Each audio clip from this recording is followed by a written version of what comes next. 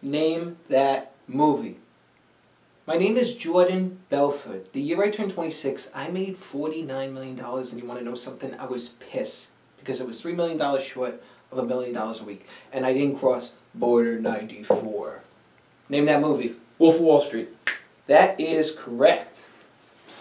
I'm Chris. I'm Matt. And we're Border 94. Well, today we're going to be reviewing Glass by M. Night Shyamalan, starring James McAvoy, Bruce Willis, Samuel L. Jackson, and Sarah Paulson. Sarah Paulson's on a roll, dude. She's in everything. Everything. She was in O.J. Simpson trial. Bird Box. She was in Bird Box. Great part of that. American Horror Story. American Horror Story, every single one. Mm-hmm. This movie, and there's other ones that I'm forgetting. Yeah, she's been in a few. But she's on a roll. Impressive run. A very impressive run. So tell us, what are we going to be reviewing? So we'll be talking about the plot. Plot. We'll be talking about the cast. Cast. The acting. And for this movie, the entertainment value. Entertainment value. Good stuff. We should start with the beginning of the movie. Well, the plot? The plot, exactly. Okay. So, plot synopsis. I like the plot synopsis. I gotta be honest, I've never seen Split. I haven't either. I still haven't. That's what I was going to say. I didn't realize that was the second movie in this quote-unquote Unbreakable trilogy. So did he know it was going to be a trilogy? Or he was just like, this guy would be interesting in this world? I don't know. Because I didn't see Split. Something tells me there's probably some sort of connection where you realize it's tied to the Unbreakable universe, I would think. Spoiler alert. The name of the movie is Split because this guy's got a split personality. And by that I mean like 26 different personalities. 24, but close. 24. Yeah. 26 minus 2 equals 24. But with that being said, I enjoyed the plot. I thought it was cool how they tied this different character into this universe. It made a lot of sense. It was nice to see Bruce Willis back playing the role of David Dunn. Yeah, they made it work where it wasn't cheesy. No. It was like, we'll just fill it in this hole here. It was very elaborate and thought out, which usually M. Night Shyamalan, you got to give him credit. He has interesting endings. He does. I mean, there's a couple of movies where it's just like, all right, you couldn't come up with something better than that. Yeah, there was a couple of movies. We talked about that one movie before with The Happening. Happening. Yeah. Piece of shit. The worst thing I've ever seen. Lady in the Water was a little weird. Was it Lady in the Water? Right, yeah? Yeah, it was Lady in the Water. Yeah. James McAvoy's character is Kevin Crumb, right? Kevin. That's his Crumb. actual name. That's the name. Kevin Dwindle? Yeah, Dwindle. It sounded anyway. like some Harry Potter character. Yeah. So anyway, but that character is a complex character, but it would have been easy to make that cheesy. And it would have been easy for it to not be believable. So the plot, the beginning, what's the beginning of the movie, Chris? So it starts off showing basically these girls tied up. Very similar to the plot of Split, because I did see the trailers where he was abducting females, young females. Did they show the newspaper first? It was like someone stealing these girls and mutilating. Yeah, that's what I'm saying. It was kind of like almost very a continuation. Comic book-esque. Yes. The way they put it. Yeah, and it was like continuation of this Split universe, Mm-hmm. and it shows him in one of his characters. He's that little kid. He's the 9-year-old Yeah, kid. I don't remember. There's going to be spoilers. The Horde, Horde, by the way. right? That's the Horde? Yeah, the Horde. Right? I forgot what that kid's name was. But he's on like some scooter. Is he on roller skates? Roller skates, He's on roller skates. Yeah. And he's roller skating around them. He's got the personality, or he's got the mentality of a 9-year-old. Yeah. He's like, you guys, you can't wait to see the beef he's going to get you all. Yeah. The beef is going to get you. Yeah. They let me do it because I was nice with Ritha. He kind of sounds a little bit like Mike Tyson. He does. A little bit. He does like Mike Tyson. A white Mike Tyson rolling around. So they're in there. Then the next shot is some kid on the computer, and you see Bruce Willis come in the background. Right. And that's his son. Well, no. You see two juveniles hitting someone in the road, in the street. Oh, yes. Outside of like a convenience store. They completely just, cold cock this guy, take his stuff, they're laughing. One's got a video cam, and then they're reviewing it. They're running through like a train station. They run back home. They're playing it. They're laughing. They're getting their kicks. It's like, oh my God, we did Superman punch. Yes, do the Superman. Well, no, he says do the Superman punch when he went in there, because they hear. No, but that's how he hit the guy, not the guy on the street. Not the guy. Superman punch. It reminded me of that game Knockout. Remember those? That may have been what they were playing. It was ridiculous. It's so messed up. Yeah. So two juveniles and they're in their house, they're watching the video, and then all of a sudden you just see the lights go off, and there's, you know it's Bruce Willis. His son is like on the computer, and he's basically tracking exactly where he's going, where to enter, all that stuff. And Bruce Willis goes in there, kicks some ass like Bruce Willis does, taking vigilante names. style, Die Hard style. Yeah. So now, basically, there's been time that's passed since the last Unbreakable film, so it seems like it's a minimum of at least 10 years. No, it's been more than that. Dude. No. In the universe, I think it's supposed to be around that time. They said 19 years. Did they? I'm almost positive. All right, well, if they did, then it's very possible. I think they did say 19 years. Yeah. So yeah, Bruce Willis has continued this path of being a vigilante. He's mentioned as a bunch of different names. Yeah. In the film, they were Tiptoe. He doesn't like.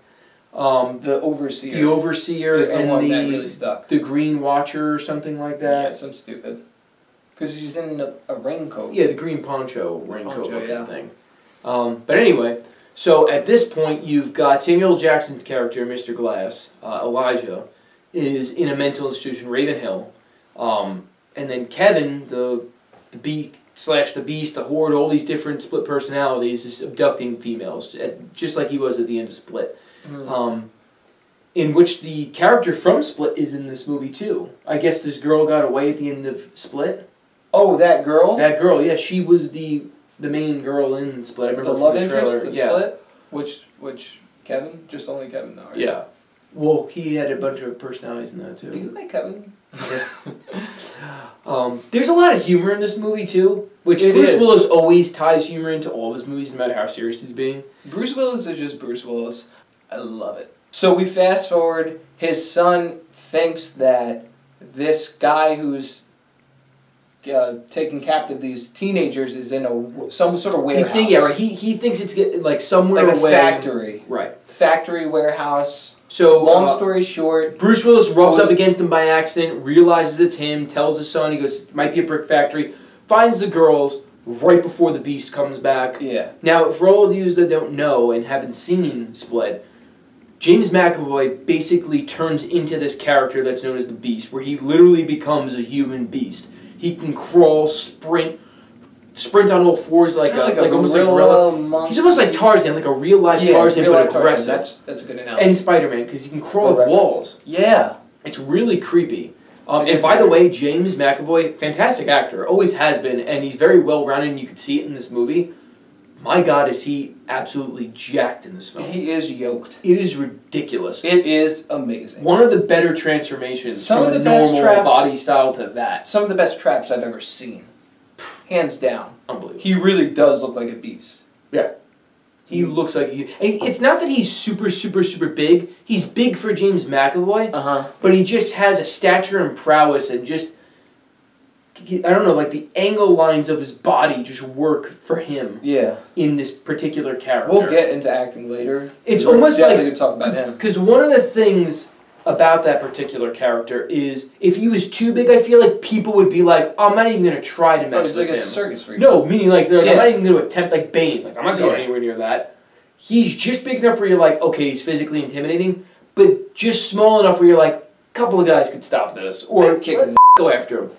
Doesn't work out too well for those people. Elijah / Mr. Glass, David Dunn, and the Beast end up in this mental institution after the first showdown between David Dunn and the Beast. They capture them. They end up there, and there's this doctor played by Sarah Paulson, specialist, who specializes in people that are trying, who think they're heroes. Yeah, who are trying to deal with this delusion, as she puts it, that they're comic book heroes. You know what? And she has 3 days, right? She's got 3 days, or there's sometimes that I feel like I'm a hero.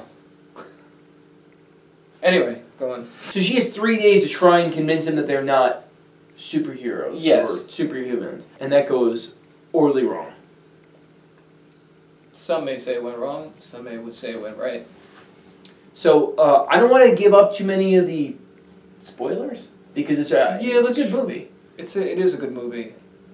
So, but I like the plot. What do you think of the plot? The plot was very good. It was well connected, well tied in. There's a few, how would you call it, Chris? At the end, twists. It's M. Night Shyamalan twists. There's like 3 twists kind of in this one. Yeah. There's spoiler. Well thought out. It mainly only happens within that psychiatric ward, which I didn't expect. I kind of expected them to break through maybe halfway through the movie. Yeah, the trailer and then made they're it running seem through like Philadelphia. right. Yeah, the trailer made it seem like that there was going to be a very short period of time in this mental facility. They would break out, and then it would just be causing chaos. Mr. Glass unleashing the beast on Philly, and then David Dunn getting out, and there would be this colossal showdown in the middle of the city. Yeah. Not the case. No, not at all. Not the case at all. But it worked. It did work. Worked He very made well. it work. It threw me for a little bit of a loop. Cause I'm like, I feel like you start to realize that the movie's been on for a while, and you're like, I feel like they've been in the mental institution for a decent portion. They're getting at it, and then they kind of tease you. Yeah, we're going to do it at Okasawa Towers in Philadelphia. Sounds like something from Die Hard. What's up? Yippee-ki-yay, motherfucker. The greatest Christmas movie ever. Yeah, hands down the greatest Christmas movie ever. So as far as the plot is concerned, I think we went over that. We're going to leave some of the spoilers out, just so at least you can enjoy the movie. Let's get into the cast. So obviously Bruce Willis, you got to bring him back. He was in Unbreakable. And you got to bring James McAvoy and Samuel L. Jackson. Those were a lock. Couldn't touch. Yeah, absolutely lock. And they all work. Lock. Yeah. And they all work for the characters that they are. This is actually Samuel L. Jackson doing some Samuel L. Jackson things, and they work. It's not Snakes on a Plane. It's not Deep Blue Sea. It's not Mace Windu Star Wars. It works. It was great in Pulp Fiction. And that worked. Fantastic. But he does play a, I guess, intelligent guy very well. Yeah, he does. He seems like a bright guy. Well, he plays that character from the Avengers movies. I can't think of his character. Not a big Marvel guy, to be honest. More of a DC Comics guy. But you should phone Brian in. Oh, God. Yeah. Nonetheless, he plays that character very well, too. Oh, perfectly. And he bounces off with Robert Downey Jr.'s character very well. He's got charisma.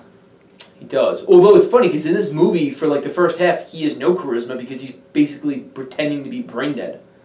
Yeah, he's pretending to be heavily medicated. Yeah. Yeah. Spoiler alert.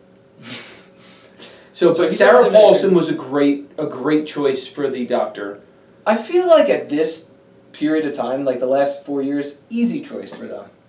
Yeah. Because she has a lot of... She's very well-rounded. She's in a multitude of different genres, and she makes it work. Did you see the O.J. Simpson? Oh, I loved it. I thought it was great. She played that role fantastic. Oh, she was amazing in that role. Which she actually, I feel like, kind of carried that series. Yeah, it's very similar type of role, because it's a professional in this film. But she was vulnerable in the O.J. Simpson trial. Oh, yeah. You could see the breakdowns. Based on a true story. Yeah. Well, no, but this specific character... You were expecting her to become vulnerable, thinking like once they realize, oh, they are superheroes. I wish I could save them. Right. But that you never get there. Well, you'll see for yourself. Yeah. The son came back from Unbreakable. Yeah. To reprise his role. He's really good. The girl from Split. She was a good. I mean, she didn't have a really big role, like a cameo type of. There's not many characters in this film. No. There's the two security guys. Well, there's a lot of characters in this film. I mean that, there's a lot of characters. The cast, there wasn't a large cast. Right. And I think everyone played their roles There was no weak spot. There wasn't really room for a weak spot, but they could have screwed up a couple of them. Like the smaller roles, like the security guards or the two nurses. I think everyone played their role pretty well. Yeah. The one guy... And then Shyamalan even knocked it out of the park. Yeah, he made his famous appearances. He did his little Hitchcock. Yeah, he was good. Role. Jesus, let your dad go on a walk. Yeah. Best line of the movie. The one part where the guy is at the front talking to the security guard about nutrition. Oh, God. That was cheesy. I'm sure he was supposed to play that role like that. It was cheesy, but remember, that was a huge part of the plot line. Oh, no, it's pivotal. It's pivotal to the storyline. But yeah, no, I mean, it wasn't... It was cheesy because it was like that prototypical guy who's like talking about all the supplements and stuff like that, and it's like, dude, you don't even look like you've lifted a weight in like 30 years. Never. Ever. Never. I think this is a good segue, though. Great segue. Because the cast, now we were just talking about acting, let's go to acting. Okay, let's, hands down, the best actor in this film. James McAvoy. It's not even close. He's a great actor. It's unreal. He was phenomenal in this. I have to be honest. There was a couple of points in this movie I'm like, he should get nominated for an Oscar. I'm not even kidding. That's what I thought too. I would think being an actor alongside of him would be the scariest thing in your life. Yeah. Because he is really selling that he has these split personalities, and his improv to transition. Wendell. That was it. Kevin Wendell Crumb. Kevin Wendell Crumb doesn't add any value to what I'm about to say. But I like that you were still on it and you thought about it. He transitions from character to character so seamlessly. Yeah. It's like an It was very oh believable. It was outstanding. I agree with you that if you just look at the performance, not thinking about the genre of the movie, not thinking about the other host of characters, he could be nominated for an Oscar. 100%. And I would not mind at all. In fact, I would like to see him nominated. I would too. Even though it probably isn't. Well, would it be this year or next year? Came out in 19, so technically it would be next year. Stay tuned, maybe it will be. It's one of those movies where it could go either way. Yeah. But I don't think it can. Well, no, because they just announced the Oscars last week, so it couldn't have. Yeah, it was It's only impossible. So then it would have to be last year. I mean, next year. Sorry. But he nailed it out of the park. Well, let's just go over some of the characters, right? So he has the little boy. I forgot the name exactly. He always used the word Richie. Richie. No, it's a different. It's a weird name. Oh, I thought it was then he's got Don. Don. Who's like supposed to be he's almost like this like gangster, like Italian mafia guy. Yeah. Who he completely nails, but it's like almost like the mafia guy who wants to get out. Yeah. And doesn't want to be doing this anymore and just can't find his way out of that life. Then he's got this really creepy female Patricia. Who's like, she's like the warden in One Flew Over the Cuckoo's Nest. She's running the show, but she's the craziest of them all. I run the hood. Then there's obviously Kevin, who he really is, which is, he's the least of that character. Then there's the Beast, who actually talks, and it's really creepy. Yeah. And then he's also, he's that like teenage guy. He's that teenage. We almost got you, bro. Oh my God, we almost got you, bro. Yeah. But also another one, I don't even know, it's a composer of some sort. He comes and talks. Well, he had two. He's a professor. There was a professor, and then there was a salesman guy, too. Yeah. Yeah. But he's got 24, and he started speaking in Spanish. Remember that part? Perfect. I don't know Spanish that well, but it sounded great. Thank God they had subtitles. Yes. But yeah, he was unbelievable. I just kept thinking, like, Oscar, Oscar, Oscar. I just hope that they remember this role when it comes time to That's the thing that pisses me off, though. Because with the genre that it's in... Yeah, but you know what, though? I feel like in the last decade, we've changed a lot. Dude, Robert Downey Jr. got nominated for Tropic Thunder. Heath Ledger won for the Joker. I know he was really good, but think about 10 years prior to that. You would never think a superhero movie would have... I don't care how good the person was. He died, though, too. Well, listen, it helped. Well, was he nominated prior to his death? No. No, because he died before the movie even came out. Oh, I thought he died in, like, January. He did. The movie came out on my anniversary, July 18th. Yeah, I had to rush home from the golf course. Yeah. Anyway, I think there's a shot. There's a shot. Bruce Willis being Bruce Willis, but it works. He was really good in the original Unbreakable film. He really kind of picks up where he left off. And he sold the fact that he almost kind of started to believe that he wasn't a superhero. And then there was that moment. Yeah. The turning point. When he breaks through the steel door and he goes, I really am a superhero. Yeah. Yeah. But he was Bruce Willis. Samuel Jackson was really good. Yeah. He was good in that still. He was really good. I actually thought he was better in this than in the original one. You know, I haven't seen the original one in so long. Yeah. I may have to watch that. Because I kind of want to watch Split. Because, you know what, you would think it's easy to play, like incapacitated, medicated. It's not. It's very difficult. And he sold it. Like, you really were starting to be like, there's something's going to happen. You were wondering is this a trick, or is he going to see the Beast and that's going to, like, revive him? There were so many times where, he's going to do something. No, he didn't do anything. Oh, he's going to... Yeah. With a flashlight? With a flashlight, yep. Well, I got to be honest, I thought the Beast was going to show up at that point. Yeah. And catch the flashlight and then... bash the guy's head. Yeah, it didn't happen. Yeah. Didn't happen. Sarah Paulson played a very good role. I'm not... To avoid spoilers... I would say overall the acting... was solid. Besides James McAvoy, which was just on another planet. Right. It was solid, the rest of the actors. The rest was good. I mean, that's what I'm saying. It was nothing wrong, wasn't great, wasn't bad. It's not Oscar-worthy. No. James McAvoy was unbelievable. He really carried a lot of that film. Oh. He played more characters than were in the film. Just by himself. He played more characters than probably the first two in this whole trilogy. I kind of want to see Split now, dude. Yeah. Yeah. Okay, so we talked about the acting. Yeah. Now let's get to the entertainment value, because this is a comic book / action movie. Yeah. I would say. Yeah. I thought they were going to go more overboard, but I'm glad they kind of left some things to your imagination. Until the end when you kind of see the videotapes. Right. But when he initially goes in, the first real fight of the film, I mean, I don't even consider the Superman punch guy. That wasn't really a fight. No. The first fight between the Beast, who has superhuman strength, and then Bruce Willis, what's his character's name? David Dunn. Has superhuman strength. It was a great matchup. Right. And it was realistic. It was, you would think if you were watching two heavyweights that had some sort of superpowers, that's what you would see. I hate to compare it to another movie, but it was very Dark Knight Rise-esque, the way that they film the fight.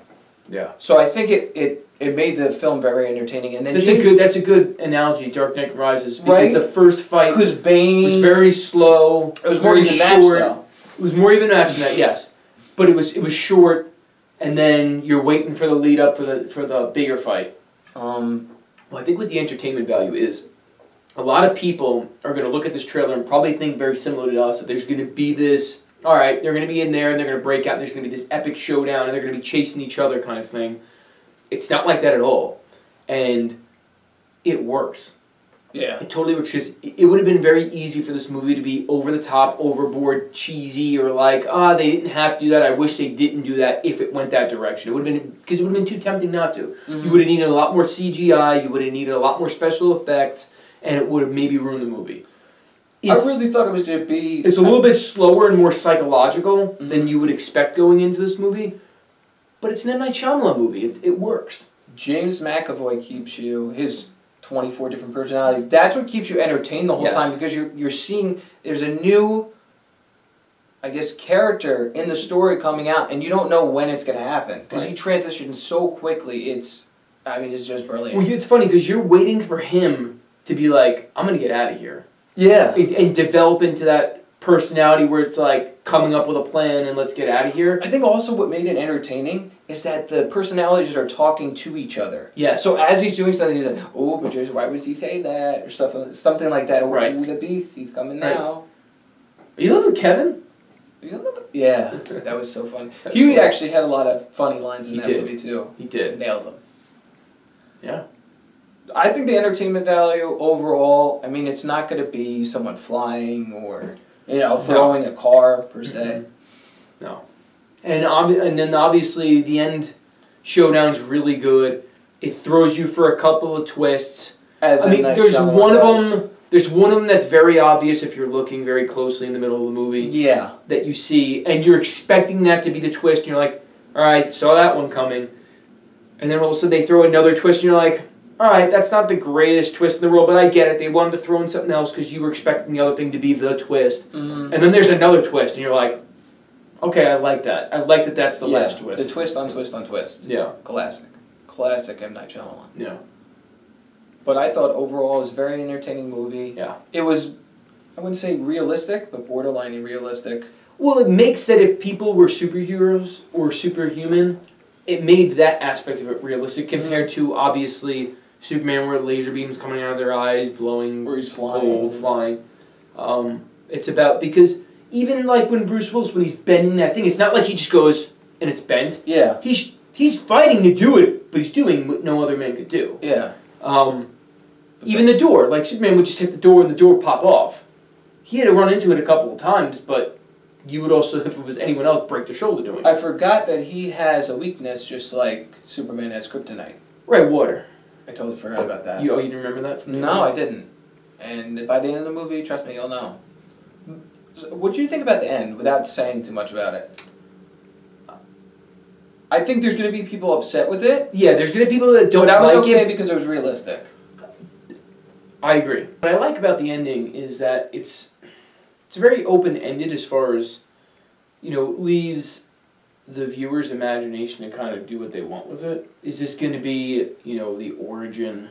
You can interpret it the way you want. Is this the origin of superheroes in general? I don't know.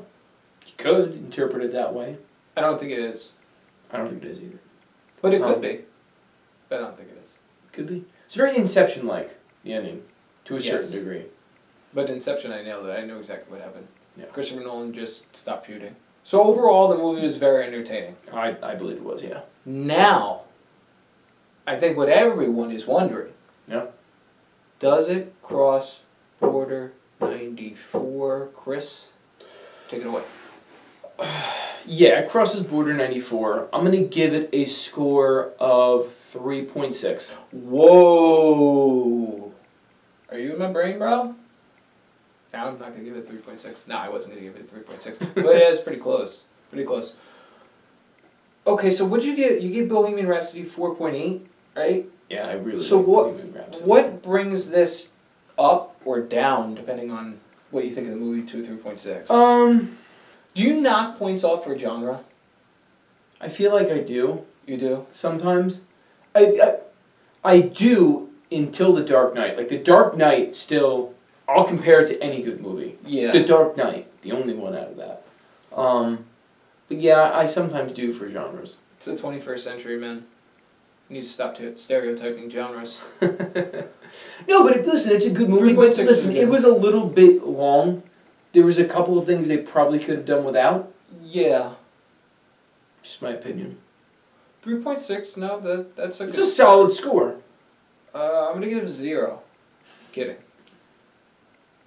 Man, I actually thought about it 3.6. I'm gonna give it a 3.5. Okay. And it's very similar reasons to you. I think the plot overall was good. Right. They could have tweaked a few things. Yeah. I think. The acting, besides James McAvoy, I wasn't blown away by it. Right. Well, that's what was part of my reason too. Is if you took away James McAvoy, I don't even know if it goes across the border. It was shiesty, dude. Yeah. The acting was okay. It was an entertaining film. I'm not really a comic book film type guy. Yeah. The reason why I gave it a higher score is because it didn't feel like a comic book movie. Yeah. Even though that's all I talked about the whole damn movie. Yeah. It was like they were implying that they were in a comic book world. Yeah. But they were trying to convince them they were on Earth. So we got a 3.6. 3.6. We got a 3.5. Crosses the border. Not the best movie. Not the worst movie. No, not at all. But we do recommend you should give it a watch. Borderline crazy question of the day. Borderline. No one is taking advantage of this free money we're trying to give away on an Amazon gift card. Borderline crazy question. So the best line in the movie is, "Jesus, let your dad go for a walk." Who said it? Borderline crazy question of the day. Like, share, subscribe. Thank you for coming across Border 94. Border 94. Deuces. I got it.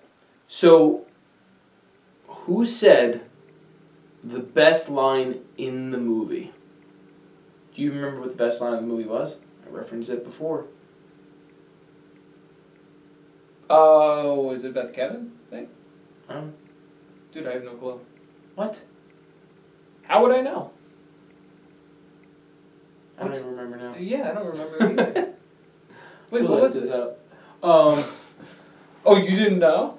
I remember saying that's the best line in the movie, and now I can't remember what it was. Oh, M. Night Shyamalan.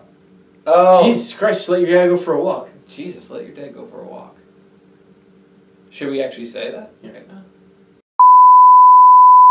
Depending on if M. Night Shyamalan wants to go diving down that rabbit hole again. Yeah. And if it's not, then it's one of those things where it leaves you thinking. Yeah. Oh,